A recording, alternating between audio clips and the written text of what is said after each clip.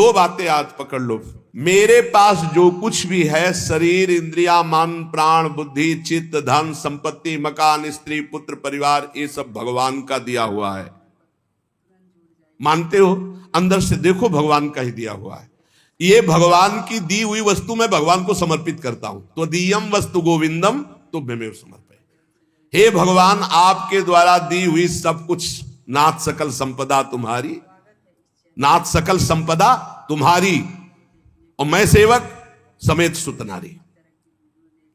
और रात दिन भगवान का भजन करने की चेष्टा करो। राधा राधा राधा।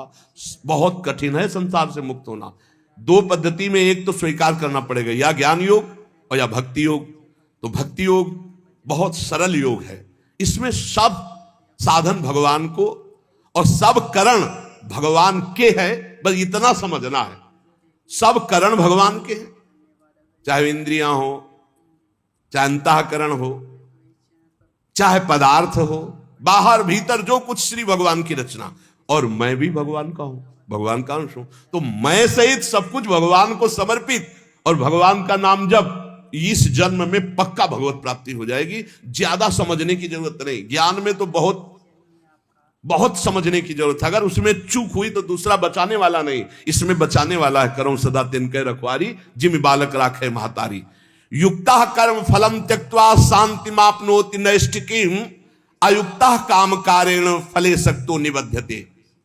जो योगी है वो फल का त्यागी होता है, कर्म का त्यागी नहीं। कर्म जो आया उसको किया और फल वो भगवान को समर्पित कर दिया। कर्म भी भगवान को समर्पित कर दिया। पर कर्म त्यागी का मतलब मैं ये कर्म क्यों करूं जब मुझे फल की आकांक्षा नहीं। नहीं, कर्म करना चाहिए। गृहस्थ में हो तो अपने अपने धर्मानुसार जो आपको कर्तव्य कर्म मिला है, विरक्त हो तो अपने अपने धर्मानुसार जो आपको कर्तव्य कर्म मिला है। भगवान ने कहा मेरे लिए कोई कर्म नहीं, फिर भी मैं कर्म करता हूं। सबको कर्म करना चाहिए, पर कर्म फल में भगवान के ऊपर उसको समर्पित कर देना चाहिए। कर्म फल में समान भाव रखना ये योगी का लक्षण है, और कर्म फल में वो कर्म अभिमानी पुरुष का लक्षण, कि ये फल मिला, नहीं मिला तो अश्रद्धा हो गई, अशांति हो गई। लेकिन जो योगी है वो सुख दुखे समय कृत्वा लाभा लाभो जयदेव। चाहे हानि हो, चाहे लाभ हो, चाहे जय हो, चाहे पराजय हो, चाहे सुख हो, चाहे दुख हो, उसमें समान भाव रखता। क्यों? कर्म फल की आशा ही नहीं की। हमें तो केवल कर्म करने का आदेश था, उसको कर्म किया, शास्त्र सम्मत, फल तो भगवान को समर्पित है। कर्म करना और कर्म फल की त्याग वृत्ति रखना, तो तत्काल शांति प्राप्त होना शुरू हो जाएगी। देखो कितना आनंद है। हम कर्म फल चाहते ही नहीं, हमें करना है, हमें भजन करना है, हमें साधन करना है, हमें अपने अपने जो कर्म है वो करने, वो फल की तरफ भगवान देखे। जोई जोई प्यारो करे सोई मोई भावे, अभी शांति। युक्ता कर्म फलम त्यक्त्वा शांति मापनोति नैष्टिकीम। जितना जलन, जितनी अशांति फल को लेकर के है, कर्म को लेकर सावधानी नहीं है, फल को लेकर है। फल में बोले अब हमें भगवान से श्रद्धा हो गई तो तुम्हारा ही पतन होगा, भगवान का थोड़ी वहां कुछ होना, तुम्हारा ही पतन होना है। सकाम मनुष्य कामना के कारण फल में आसक्ति हो जाती है, इसलिए वो बंधता है, जलता है, दुर्गति को प्राप्त होता है। देखो, संचित कर्मों के अनुसार प्रारब्ध बनता है, और प्रारब्ध के अनुसार मनुष्य का जन्म होता है। और मनुष्य जन्म में जो नए कर्म होते हैं, नए कर्म संस्कार बनते हैं, वो तुरंत उठकर संचित में चले जाते हैं। भोगना तो प्रारब्ध ही पड़ता है, शुभ और अशुभ। कर्म फल की आसक्ति त्याग कर दो तो संचित भी भस्म हो जाएंगे, और नए कर्म संचित में जाके जमा नहीं होंगे, और प्रारब्ध भोगकर भगवत प्राप्ति हो जाएगी। प्रारब्ध भोगना पड़ेगा, ये कमर कस लो। ये जो तुम्हें कह रहे हैं कि हम नष्ट कर सकते हैं छूछा से, भगवान बोल रहे हैं, जगत गुरु बोल रहे हैं, हम नहीं बोल रहे हैं। प्रारब्ध भोगना पड़ेगा। अवश्य में भोक्तव्यम कृतम कर्म शुभाशुभम। भूल भुलैया में मत फंसो। तुक्का जम जाता है कभी कभी। तुम्हारा प्रारब्ध अच्छा आ गया और तुम हमारे पास आए, तुम्हारा काम बन गया, बोले बाबा से काम बन गया। बाबा से काम नहीं बना, तुम्हारा प्रारब्ध काम बना दिया, तुम्हारा पुण्य काम कर गया। जो कर्म फल की आसक्ति का त्याग कर देता, उसके कर्म भस्म हो जाते, भुने हुए चने के समान। फिर बीज नहीं देते, फिर वो बंधन कारक नहीं होते। जैसे भुना हुआ चना है, अब ना उसमें अंकुरण होगा, ना पेड़ होगा, ना उसमें बीज होगा, जड़ से खत्म हो गया। और उसमें कोई सत्ता नहीं। तो जो कर्म फल की आशा ना रख करके केवल भगवत प्रीत्यर्थ किया जाता है, वो उसे बांध नहीं सकता, उसे जन्म मरण में नहीं पहुंचा सकता। नहीं तो चाहे शुभ कर्म हो, अच्छा कर्म हो या बुरा कर्म, उसे जन्म मरण में फंसा देगा। कर्म फल 4 प्रकार के होते हैं। एक होता दृष्ट कर्म फल, और एक होता अदृष्ट कर्म फल, और एक होता प्राप्त कर्म फल, और एक होता अप्राप्त कर्म फल। दृष्ट कर्म फल कहते हैं वर्तमान में किए जाने वाले नए कर्मों का फल जो तत्काल प्रत्यक्ष मिलता दिखाई देता है। जैसे कीर्तन किया आनंद मिल रहा है, सत्संग किया आनंद मिल रहा है, कोई भूखा है अपना भोजन पवा दिया तत्काल आनंद मिल रहा है, कोई अपने लिए पदार्थ लेने जा रहा, देखा बीमार है उसके पास दवाई की व्यवस्था नहीं, चलो आज हम भूखे रह जाएंगे, पैसा बीमारी में दे दिया, उसमें लगा, तो जो हृदय शीतल हुआ वो दृष्ट कर्म फल, इतना महान कर्म कि तत्काल आनंद प्रदान करता है। और अदृष्ट कर्म फल वर्तमान में किए जाने वाले नए कर्मों का फल जो अभी तो संचित रूप से संग्रहित होता है, आगे जन्म में मिलेगा जाकर के। जो तीर्थयाटन है, दान है, पुण्य है, बहुत प्रकार के ऐसे कर्म है जो अभी आपको नहीं अनुभव में आएंगे, वो आगे आपको प्राप्त होंगे। और प्राप्त कर्म फल जो पूर्व के कर्म फलों का प्रारब्ध बन करके आ गया है, शरीर प्राप्त कर्म फल है, प्रारब्ध जैसा वैसा शरीर, वैसे ही कुल में जन्म, वैसे ही धनवान, संपत्तिवान, अनुकूलता प्रतिकूलता, ये प्राप्त कर्म फल है। पूर्व में जो कर्म किए उससे जो प्रारब्ध बना है वो पहले से निश्चित हो चुका है। अप्राप्त कर्म फल प्रारब्ध कर्म के फल रूप में अब जो आगे आने वाला है, ये भविष्य में मिलने वाले सुख दुख है, जो अप्राप्त कर्म फल है। प्राप्त कर्म फल हो चुका, शरीर ऐसे कुल में जन्मा, शरीर ऐसा है, ऐसा ऐसा धन संपत्तिवान माता पिता मिले या निर्धन मिले, या जैसे अनुकूल प्रतिकूल परिस्थिति जो वर्तमान में मुझे मिली, ये प्राप्त कर्म फल। और जो अब आगे आने वाली है अप्राप्त कर्म फल, ये प्रारब्ध बड़ा भयानक है जो आगे आने वाला है। इसे भयानक को बड़ा मृदुल किया जा सकता है भजन के प्रभाव से, नष्ट तो किया जा सकता है पर भगवत प्राप्ति नहीं होगी। फिर पूरा झोंकना पड़ेगा इसी प्रारब्ध मिटाने में भजन को। प्रारब्ध भी हम भोग ले और भगवत भी प्राप्ति हो जाए, तो भजन से प्रारब्ध जो 100% आपको दुख देने वाला है वो 10% आके भुगता के 90% नष्ट हो जाएगा, 10% भोगना पड़ेगा और चला जाए। भजन का बड़ा प्रभाव होता है। 12 वर्ष का गलित कुष्ठ 24 घंटे में भुगता के चला गया। 12 वर्ष कहां और कहां 24 घंटे। भजन से अप्राप्त कर्म फल को, जो आने वाला प्रारब्ध है, उसे रोका जा सकता है, उसे कम किया जा सकता है, उसे मिटाया भी जा सकता है। पर जो भगवत प्राप्ति करना चाहते हो मिटाने में नहीं फंसते, वो उसे भोग लेते हैं और भगवान की प्राप्ति करते हैं। ये 4 प्रकार के कर्म फलों में दृष्ट और अदृष्ट ये क्रियमाण है, और जो प्राप्त और अप्राप्त कर्म फल हैं प्रारब्ध के अधीन है। दृष्ट कर्म फल आग्रह नहीं रखना, मिलने पर प्रसन्न या प्रसन्न ना होना। अदृष्ट कर्म फल आशा रखना, प्राप्त कर्म फल में ममता न करना, मिलने पर सुखी दुखी ना होना। अप्राप्त कर्म फल मिट जाए ऐसी आशा न रखना, ये भक्त के हृदय में होता है। चारों प्रकार के कर्म फल भक्त के हृदय में कोई प्रभाव नहीं डाल सकते। जब उपासक ये देख लेता है कि मैं करता नहीं है, वो मुक्त होने लगता है। इतने जादू का तमाशा है, समझ लो। गांठ लगी ही नहीं, गोस्वामी जी कह रहे जड़ चेतन ही ग्रंथि पड़ गई, यद्यपि मृषा छूटत कठिनाई। है ही नहीं बंधन, पर छूटना बड़ा कठिन है। बस इतना समझ लो कि बंधन ही नहीं है, पर छूटना बड़ा कठिन है।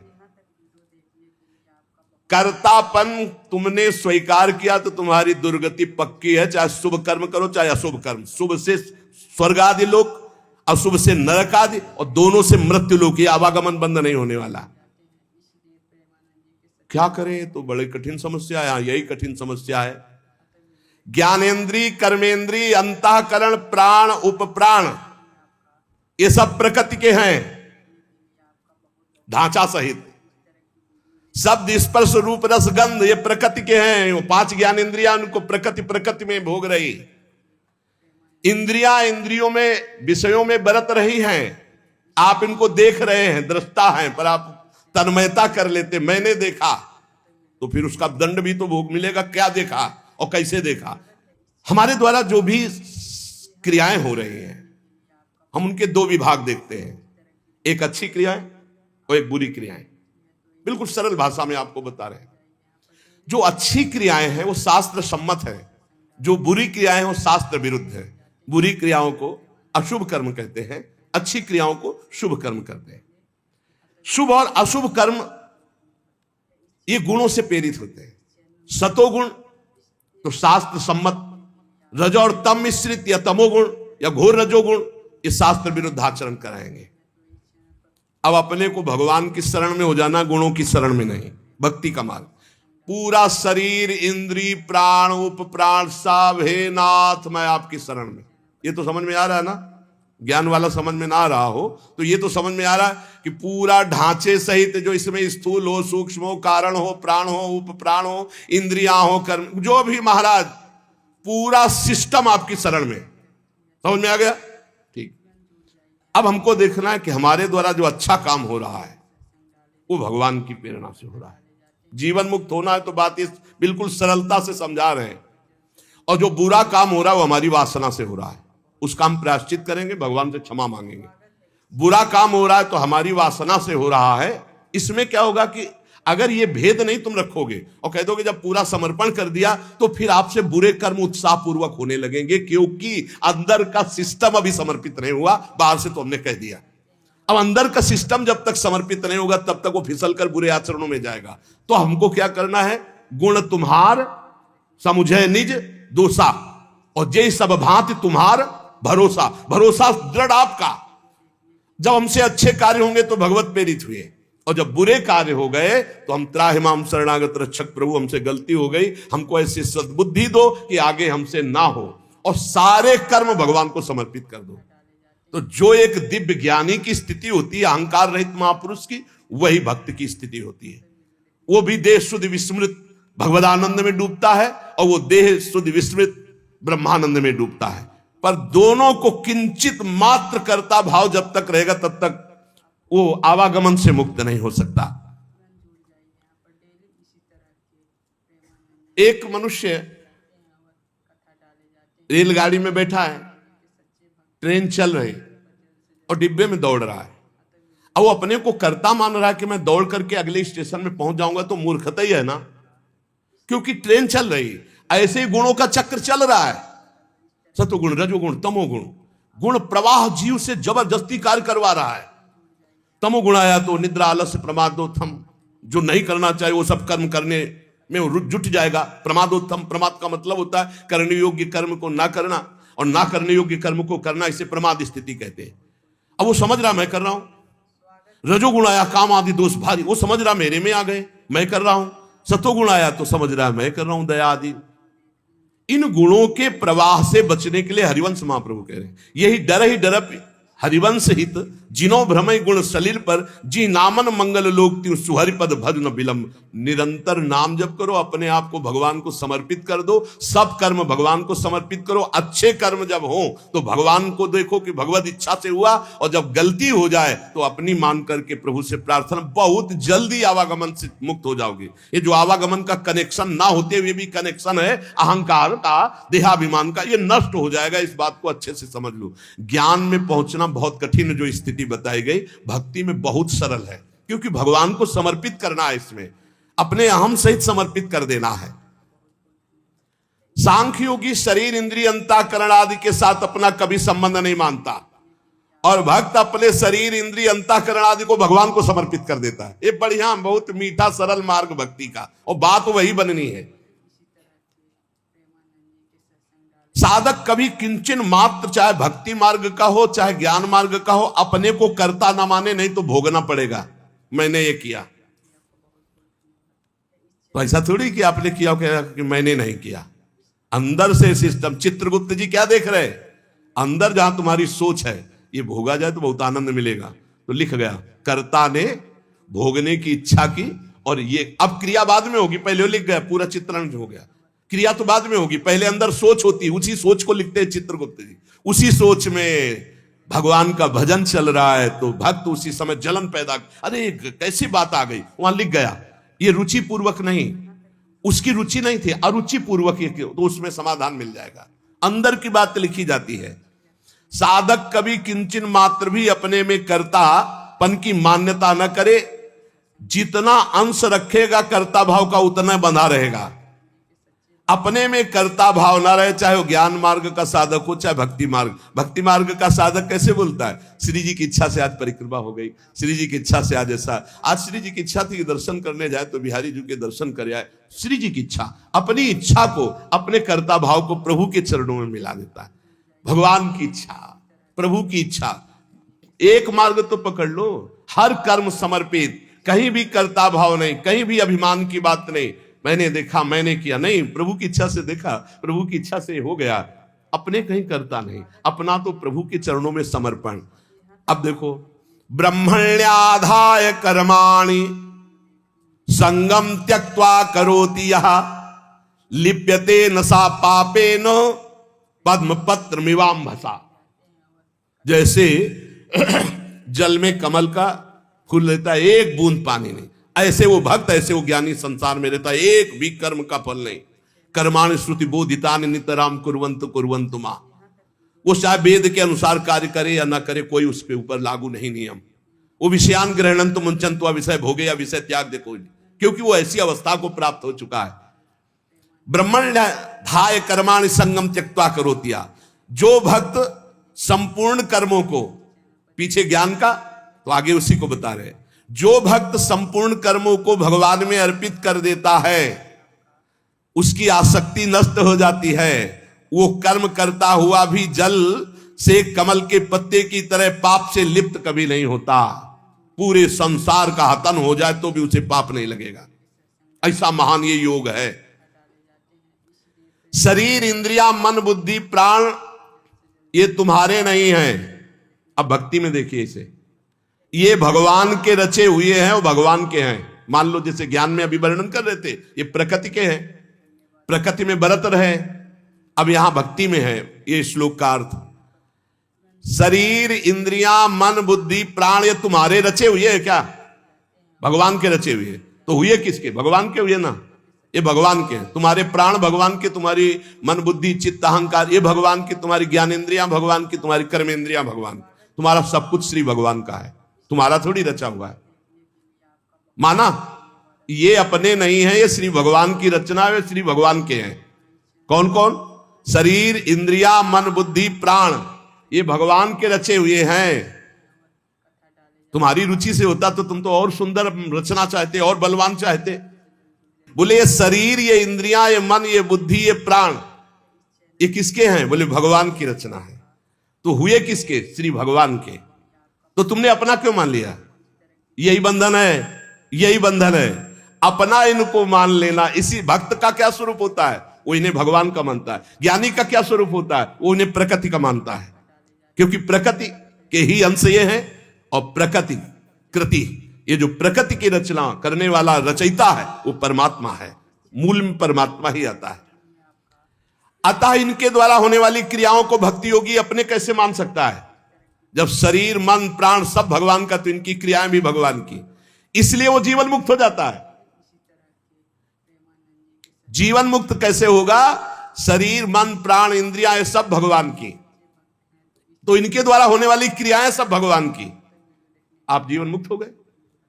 लगा तो बहुत सरल, लेकिन देखो क्या सब भगवान को अर्पित करते हो? क्या जब आपके अंदर प्यास लगती है तो आप ये सोचते हो भगवान पानी पीना चाहते हैं? जब आपके अंदर भूख लग रही, मेरे हृदय में बैठे हुए भगवान पाना चाहते हैं। जब आपके अंदर विकारात्मक भाव है, तब आवे कि ये दुष्ट कहां से दुर्वासना दबी रह गई, अभी ये भगवान की नजर में नहीं पड़ी, इस हृदय में कहीं दुर्वासना, हे नाथ, हे करुणामय, इस दुर्वासना को हटाओ। ऐसे भक्ति में चला जाता है। ये सब भगवान की, सारी क्रियाएं भगवान की, तो आप कौन है? आप भी श्री भगवान के। हो गया काम। शरीर, इंद्रिया, मन, बुद्धि, प्राण सब भगवान के, इनकी क्रियाएं भगवान की, और मैं भी भगवान का। मुक्त हो गए। जितना बचा के रखोगे उतना ही तुम्हारा बंधन कारक है। भगवान ही मेरी इंद्रियों में और मन में बैठकर सारे कार्य करवा रहे हैं। भक्त ये देखता है। अब ये जो पापाचरण करने वाले हैं ना, ये बात सुनेंगे ना, तो ये बात उसमें ले जाएंगे कि भगवान ही तो हमारे मन, गीता में लिखा है, मन और इंद्रियों में बैठते, तो तुम समर्पित कहां होंगे? तुम तो अहंकार की धर्म हो, अहंकार में काम क्रोध लोभ मोह मद मत्सर ये दोष रहते हैं। यही बिना गुरुजनों के समीप बैठे शास्त्र समझ में नहीं आता। शरीर आदि वस्तुएं अपनी ना थी, ना है, ना रहेगी। कैसे? तुम्हारा अधिकार है शरीर पर? कुछ अधिकार नहीं। एक रोम अभी झरना चाहे ना, वो झर जाएगा, दोबारा लगा नहीं सकते।